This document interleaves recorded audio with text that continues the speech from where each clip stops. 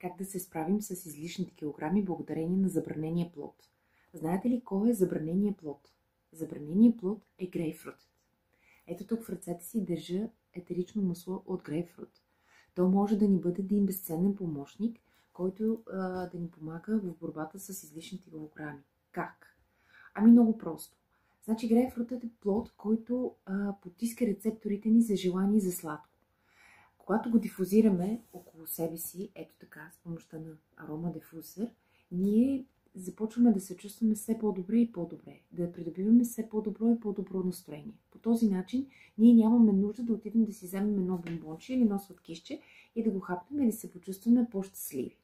Другото, което прави грейпфрутът е, че той действа на лимфната система. Така че по този начин ние се освобождаваме от излишното количество вода, което сме задържали в себе си.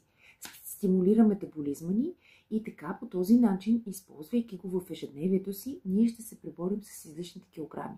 А когато го масажираме в зоните около бедрата и на местата, които имаме целулит, можем да се избавим и от целулита. И така ще имаме една страхотна, еластична и блестяща кожа. Сам с едно масло. Грейпфрут.